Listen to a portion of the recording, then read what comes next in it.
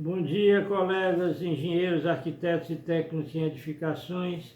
Aqui quem fala é o colega e amigo engenheiro Mário Elísio.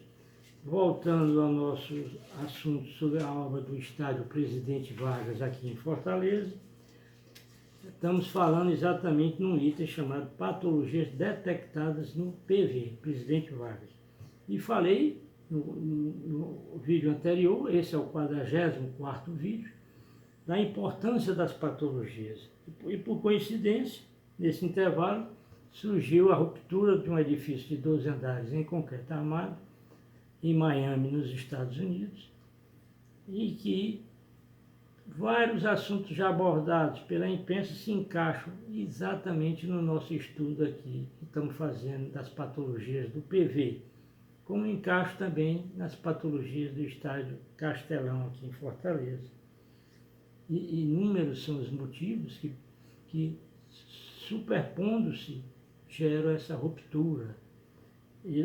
Sendo que lá em Miami tinha um item mais destacado, menos comum, que como é muito próximo ao mar, o edifício, o mar avançou e entrava água nos porões, ou seja, no estacionamento desse edifício. E essa água, por ter a presença do cloreto de sódio, onde nós temos o íon Cl- altamente inimigo ao concreto, acelerava a oxidação, principalmente ali da base dos pilares e das fundações, e ao mesmo tempo saturava o solo, gerando um recalque diferencial nas fundações, que pode ter sido um dos motivos principais da ruptura desse mesmo prédio.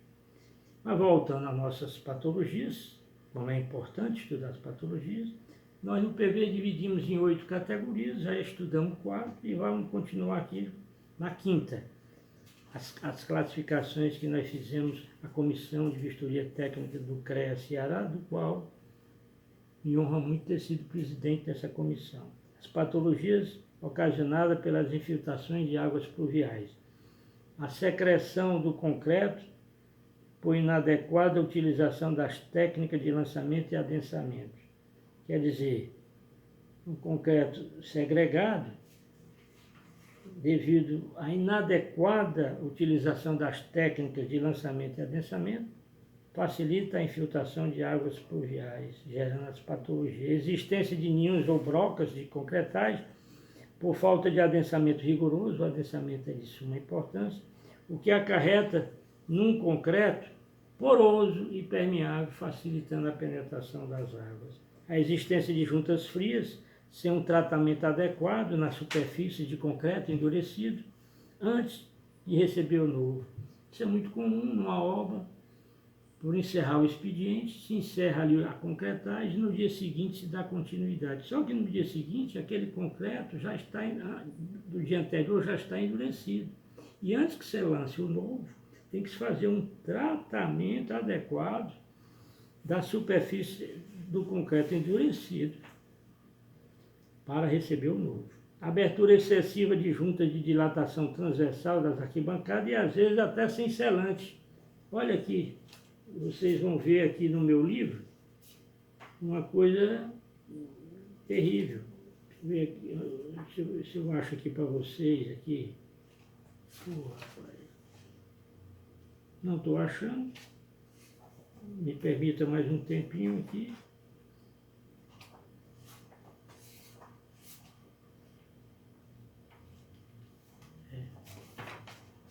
Não estou achando, mas vou procurar ver aqui no meu livro. O meu livro, vocês sabem que eu escrevi um livro sobre o estádio Presidente Vargas. É esse livro aqui. Exatamente onde estão todo esse estudo que nós estamos abordando nesse vídeo 42º, 43º e agora no 44º.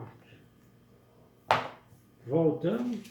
A abertura excessiva, eu falei, furos localizados aleatoriamente nas lajes das arquibancadas do estádio, inclusive os devidos à fixação de chumbadores dos antigos bancos, porque o PV antigamente era cheio de banquinho, mas os banquinhos eram fixados com chuvadores do tipo parabolts e geraram muitos furos e com isso facilitava a infiltração de água no concreto. O sexto grupo de patologias existentes as patologias existentes na caixa d'água cilíndrica ou castelo d'água, que é uma estrutura totalmente independente das arquibancadas e que abastece toda a rede hidráulica do estádio Presidente Vargas. Quais foram as patologias observadas nesse castelo d'água? Ele era constituído de 4 pilares, contraventados por vigas, e uma caixa cilíndrica com o fundo e a tampa em concreto. Os 4 pilares de suporte da caixa estavam todos fissurados, já apresentando encunhamento da camada de cobrimento devido à oxidação de suas armaduras. Quer dizer, ao oxidar as armaduras há um aumento de volume, porque é uma reação química expansiva, a oxidação, e expulsa para fora o cobrimento ou recobrimento, deixando às vezes a armadura até exposta. Foram encontradas também na laje de fundo da caixa alguns ninhos de concretais no entorno das tubulações hidráulicas, principalmente, que são aquelas tubulações que saem pelo fundo para abastecer o estádio Presidente Vargas. A laje do fundo apresentava-se com manchas superficiais e até com algumas formações de estalactites, devido à carbonatação do concreto e ao vazamento existente na caixa d'água. Temos ainda o sétimo grupo de patologias do estádio Presidente Vargas, um total de 8. As patologias existentes na estrutura metálica da coberta, das cadeiras especiais e das cabines de rádio e televisão. Isso aí foi, fazendo assim um parênteses, a nossa equipe da Comissão Técnica de Vistoria do CREA era constituída por mim, engenheiro civil calculista Mário Elísio, do qual tive a honra de ser o presidente da comissão, Gerardo Santos Filho, um grande profissional e calculista, e um grande profissional, Regis Carneiro, irmão do Carneirinho, também calculista e especializado em estrutura metálica. Portanto, nós estávamos com uma comissão de alto nível. Então, o Regis Carneiro detectou a corrosão avançada que existia nas vigas, nos pilares e nas escadas metálicas das 4 torres de iluminação, porque o PV tinha 4 torres de iluminação metálica para iluminar os jogos no gramado. Então, ele detectou esse avanço, né, existente de corrosão nos pilares, nas vigas e também nas escadas metálicas das 4 torres de iluminação. Detectou ainda algumas fixações das telhas metálicas da coberta nas terças, que as telhas eram fixadas nas terças. Em alguns pontos já não existiu mais essa fixação, portanto as telhas ficavam balançando devido à ação do vento. Algumas telhas metálicas já se encontravam rasgadas devido à ação do vento, por estarem soltas. A redução da seção transversal de alguns perfis metálicos em função do estado avançado de corrosão, redução do perfil metálico, significa diminuição da seção, consequentemente diminuição da sua resistência. Alguns perfis metálicos já se encontravam até seccionados já tinha, perdendo assim sua função total estrutural. A 8ª e última classificação das nossas patologias no estádio Presidente Vargas é uma patologia pelo mau uso do estádio que ocorre em todos os estádios do Brasil por falta de educação de parte ou pequena parte da torcida brasileira. É a concentração de amônia ou ácido amoníaco proveniente da urina humana. Urina humana, imagine. Foi encontrado nos pés dos pilares, no PV, nas muretas de proteção das arquibancadas e nos pés dos muros de contorno do estádio. Onde tinha mais urina era nesses 3 locais. Sendo um agente altamente deletério. Quem é o agente altamente deletério? É a urina por conter amônia ou ácido amoníaco. E agressivo, um agente altamente deletério e agressivo ao cobrimento do concreto e ao aço contra os processos de corrosão das armaduras e a deterioração ou desagregação do concreto. Concluímos aí os nossos 8 patologias, E agora vamos entrar num assunto muito interessante, que é o ensaio dinâmico ou os ensaios dinâmicos de vibração forçada no PV, que também é fruto da experiência que teve no estádio do Castelão. Mas antes de passar para isso, eu queria mostrar aquela tal junta de dilatação sem selante e com abertura excessiva. Chega a ser, você vê os raios solares do outro lado. Daí, isso é uma junta de dilatação transversal do pórtico, das arquibancadas, excessivamente aberta e sem selante. Muito bem. Então, vamos seguir em frente. Os ensaios dinâmicos de vibração forçada no PV. No estádio Presidente Vargas, no período de 18 a 21 de julho de 2008, no Castelão, foi entre 2000 e 2002. Foram realizados ensaios dinâmicos de vibração forçada nas estruturas das suas arquibancadas de concreto armado pela empresa paulista LSE, que é o Laboratório de Sistemas Estruturais Limitado, coordenado pelo professor Dr. Pedro Afonso de Oliveira Almeida, da Escola Politécnica da Universidade de São Paulo, um grande profissional. A mesma equipe que fez os ensaios dinâmicos de vibração forçada no Castelão é a mesma equipe que foi para o PV. Todas por minha indicação, devido ao alto grau de conhecimento dessa equipe, a alta capacidade da equipe, a alta experiência. Só que no Castelão, o Dr. Pedro Afonso de Oliveira Almeida, que era o chefe da equipe, veio pela USP. Mas no PV ele veio pela empresa particular dele, que é Laboratório de Sistemas Estruturais, LSE. O equipamento utilizado para induzir as vibrações nas arquibancadas do estádio Presidente Vargas foi um gerador mecânico de translação com massa variável. Portanto, foi realizada no PV uma prova de carga dinâmica. Mesma coisa que ocorreu no Castelão. Também no Castelão foi usado um gerador mecânico de translação com massa variável para gerar as vibrações, né? Para induzir as vibrações na arquibancada. Então, essa prova de carga dinâmica transfere para a estrutura vibrações em uma série de frequências.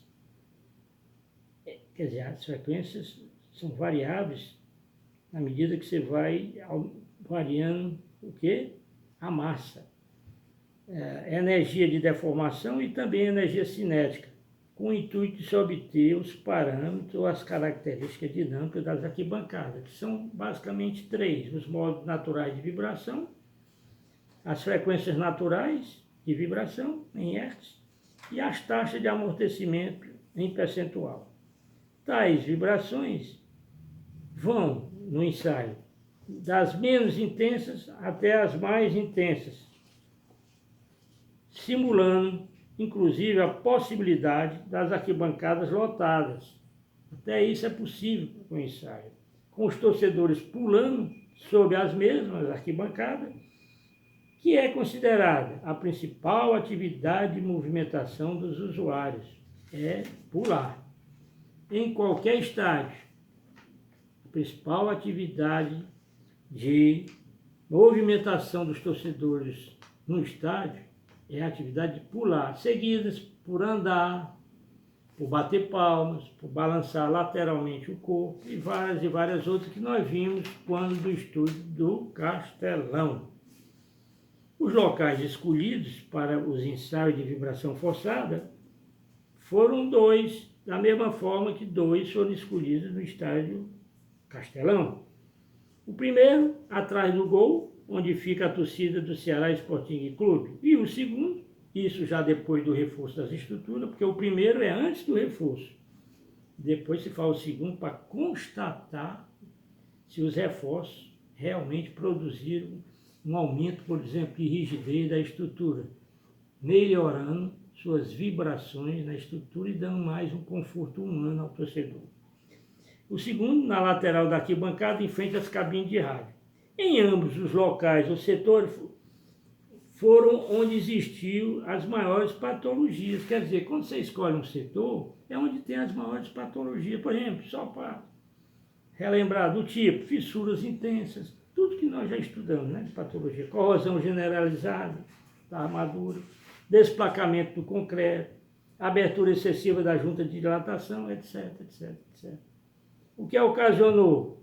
O que essas patologias ocasionaram? Perda parcial da rigidez da estrutura das arquibancadas. Obviamente que quando você tem uma série de fissuras, ou seja, aberturas, diminui, é claro, a rigidez da estrutura. Um aumento de sua mobilidade por conta disso, perda de rigidez, consequentemente há um aumento de mobilidade da estrutura. E gerou também um desconforto do torcedor.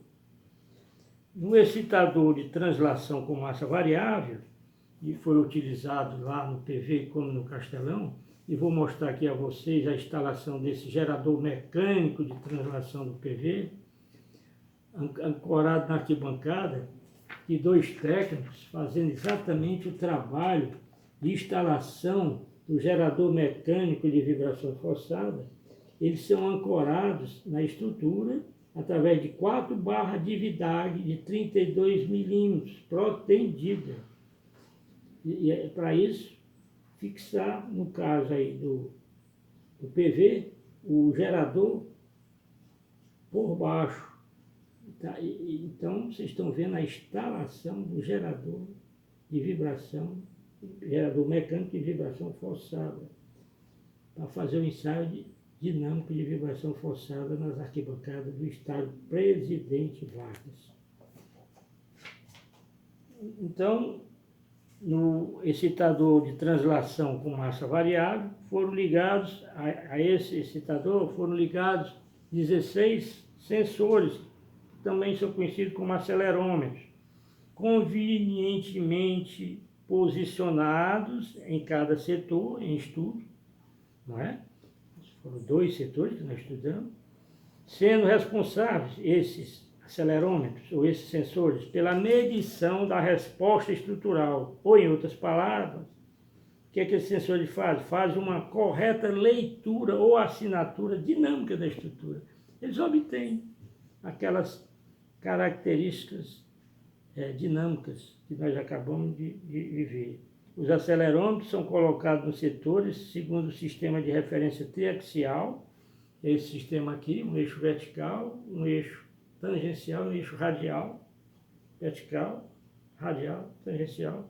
Então, os acelerômetros são colocados nos setores segundo o sistema de referência triaxial para medir vibrações da ISO 2631-2 de 1989, é a norma internacional que se baseou a equipe da USP,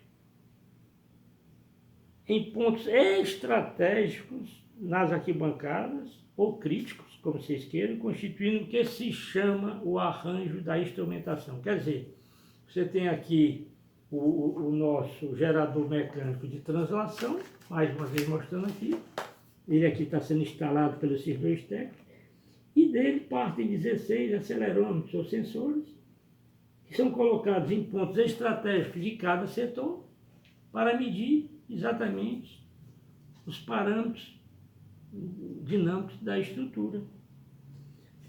Após todo esse ensaio, com os laudos já coletados, decorrentes dos ensaios de vibração forçada, foram feitas a análise estática e dinâmica, quer dizer, além da dinâmica, a estática, das estruturas das arquibancadas do PV, ou seja, uma avaliação técnica, assim pode-se definir com precisão a obra de recuperação e reforço adotada nas estruturas, quer dizer, após essa análise dinâmica e estática.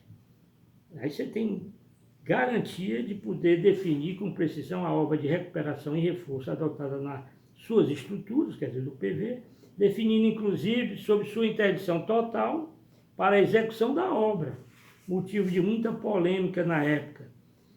Por último, é interessante notar que as frequências importantes em estádios de futebol encontros no intervalo entre 0 e 80 Hz. Com relação à polêmica, na época, que nós, da comissão, concluímos pelo pedido da interdição total e fizemos muito bem, com muita coerência e muitos dados e muitos estudos, com os ensaios de vibração forçada, com os ensaios estáticos também da estrutura, com os ensaios mecânicos do aço e do concreto, com os ensaios químicos por amostragem, ou seja, a gente estava fundamentado e muito bem fundamentado, e também com a nossa vistoria técnico-estrutural, em que tiramos centenas de fotos, chegamos à conclusão da interdição total, gerou uma grande polêmica na imprensa, principalmente em alguns setores da engenharia, mas que nós estávamos com inteira razão.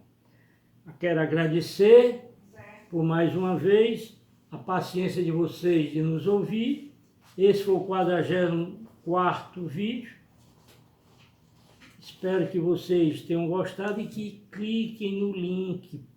O link normalmente está em azul. Cliquem lá que conta ponto para mim perante o YouTube. Se não clicar no link azul, não conta ponto para mim. E aqueles que ainda não se inscreveram, que se inscrevam.